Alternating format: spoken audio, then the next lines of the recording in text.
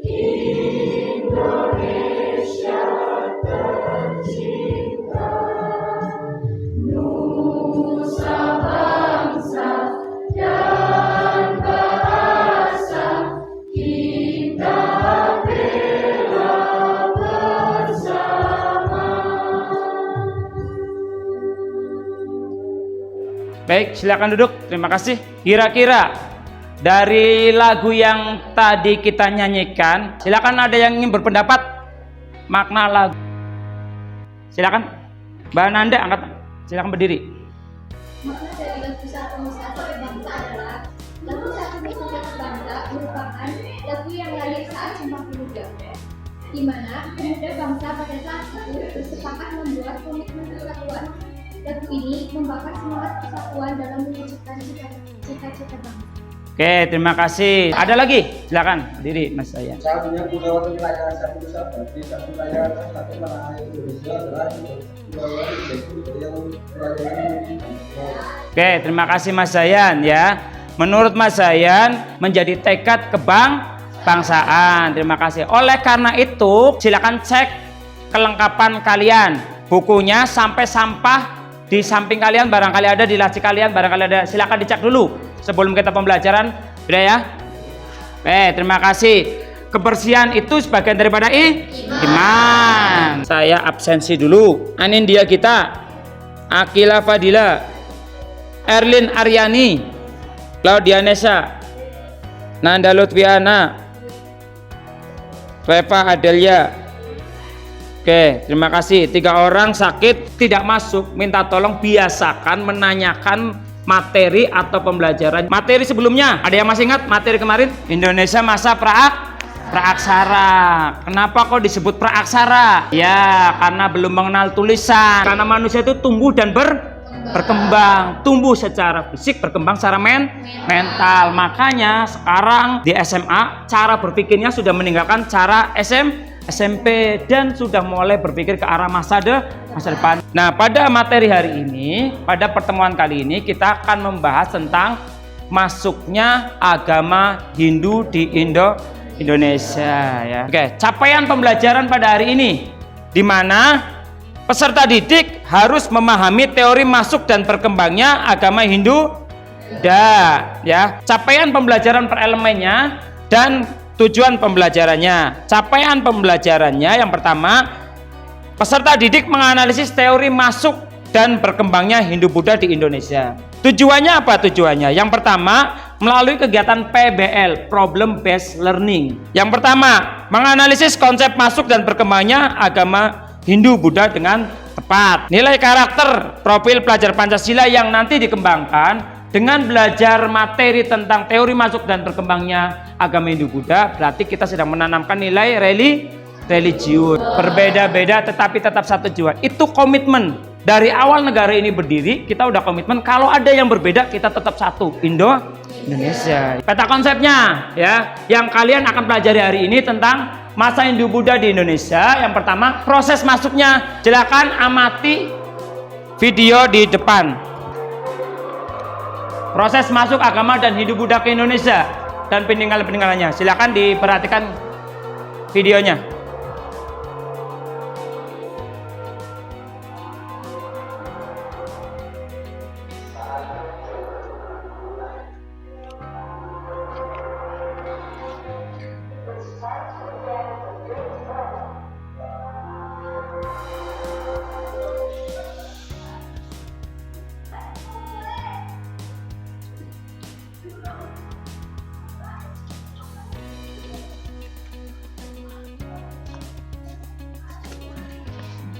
Baik, setelah Anda mengamati video tadi, saya ada pertanyaan atas gambar yang ada di depan dan video yang tadi ditayangkan. Silakan jawab. Dia bermaksud bertransaksi dengan pedagang Indonesia untuk membeli tempat. Oke, terima kasih. Berikutnya ada lagi?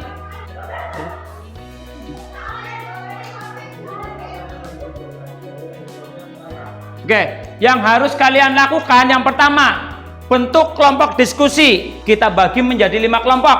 Kelompok yang pertama tentang teori Brahmana dan teori Ksatria. Kenapa kelompoknya sudah acak seperti ini? Satu, pertimbangannya karena kemarin hasil nilai pada penilaian yang pertama. Ya, yang kedua, hari ini diskusinya berbeda karena Anda akan melaporkan hasil diskusi melalui berbagai macam ragam media. Medianya apa? Kalian nanti akan saya bagi LKPD, serta Anda boleh membuka HP-nya untuk mencari referensi ya di internet sebagai bentuk literasi digital, dan silakan juga Anda bisa mengkombinasikan dari buku pegangan yang Anda miliki. Hasilnya kalian laporkan dalam bentuk mind mapping boleh, PowerPoint boleh, infografis boleh, mind mapping dari kertas atau digital juga boleh. Kemarin ada yang sudah bisa pakai Canva, silakan pakai Canva. Nah, oleh karena itu silakan mengelompok dengan kelompoknya masing-masing sekarang. Silakan sambil saya bagi lembar kerja peserta didiknya. Di sini ada LKPD. Silakan isi nama identitas kelompoknya. Lalu nanti ada petunjuknya dan dijawab pertanyaan-pertanyaannya. Dipilih produk yang mau digunakan. Nanti yang maju, yang presentasi kita batasi 4 orang saja dari tiap kelompok. Silakan kelompok 1 mempersiapkan diri. Perwakilan 4 orang dari anggotanya untuk mempresentasikan hasil diskusi.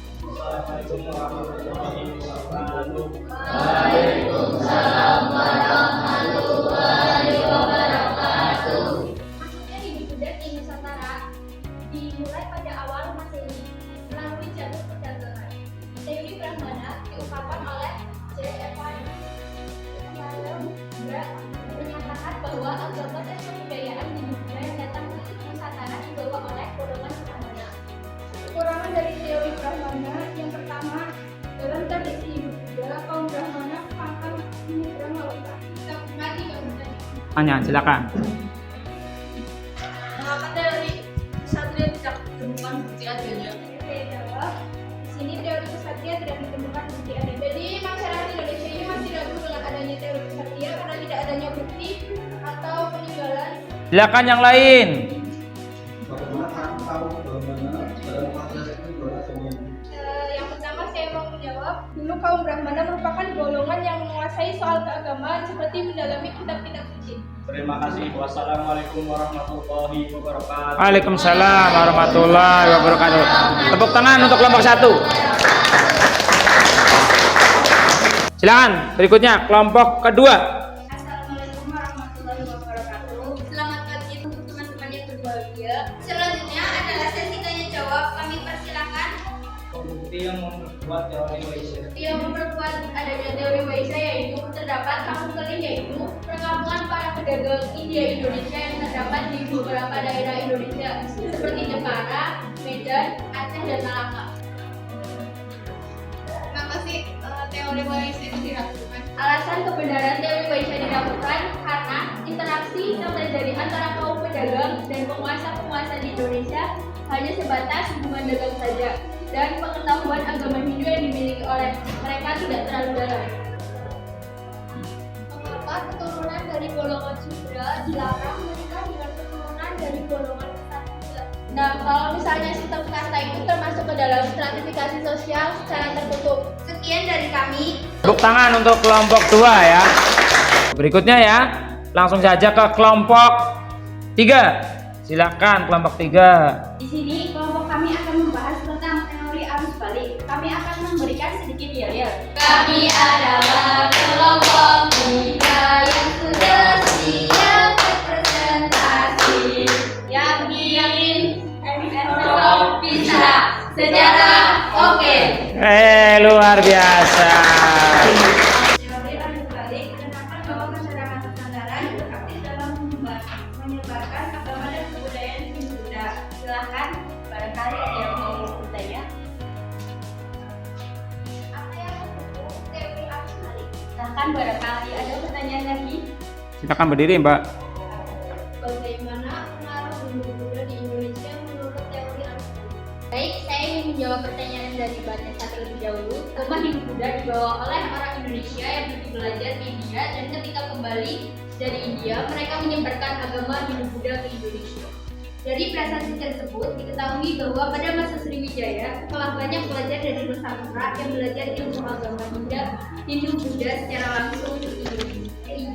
Burung Irian, burung cendrawasih, cukup sekian, terima kasih. Berikutnya kelompok 4. Dipersilakan kelompok 4. Bahwa di Indonesia ada banyak kerajaan zaman dahulu yang berlatar belakang Hindu dan Buddha. Maka dari itu ada banyak sekali bangunan yang dibangun pada zaman itu bercorak agama Hindu dan Buddha. Pada zaman Hindu Buddha, pertunjukan wayang dikembangkan sesuai dengan zamannya.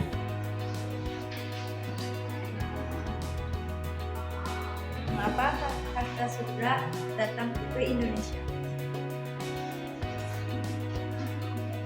Coba jelaskan bagaimana perkembangan materi dari aspek kepercayaan setelah datangnya pengaruh agama Hindu dan Indonesia. Mereka datang ke Indonesia dengan tujuan mengubah kehidupan, karena di India mereka hanya hidup sebagai pekerja paksa dan budak, karena negara Indonesia yang letaknya strategis. Cukup sekian. Bila ada kurangnya mohon maaf. Jika ada lebihnya jangan dikembalikan karena saya orang yang ikhlas. Assalamualaikum warahmatullahi wabarakatuh. Silakan maju kelompok terakhir. Pengaruh Hindu-Buddha dalam bidang politik, agama, dan astronomi. Mengapa pengaruh agama Hindu-Buddha di Indonesia sangat berperan penting dalam bidang politik dan pemerintahan? Izin menjawab.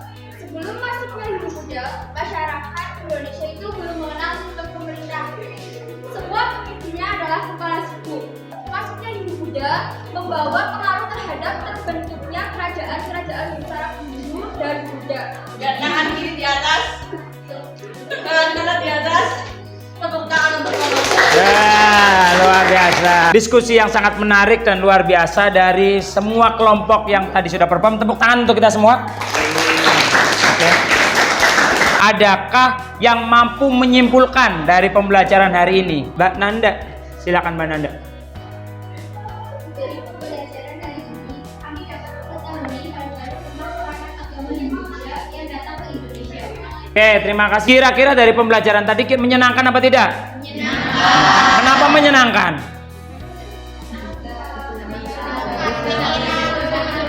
Nah, karena saya jadi bisa ikut berdiskusi. Nah, silakan buka di grup link yang sudah saya share itu sebagai post test. Silakan kerjakan. Termasuk refleksinya juga ada di situ. Silakan dikerjakan. Ada 5 soal post test untuk mengukur hasil ketercapaian pembelajaran pada siang hari ini. Ya sudah, terima kasih. Baik, untuk materi minggu depan itu tentang kerajaan masa Hindu-Buddha atau kerajaan-kerajaan bercorak Hindu-Buddha. Itu saja pembelajaran pada siang hari ini. Tolong ketua kelas pimpin doa. Berdoa. Baik. Selesai. Terima kasih atas doanya. Mohon maaf bila ada kekurangan dan kesalahan. Terima kasih atas refleksi dan saya akhiri. Assalamualaikum warahmatullahi wabarakatuh. Waalaikumsalam warahmatullahi wabarakatuh. Baik, tepuk tangan untuk kita semua.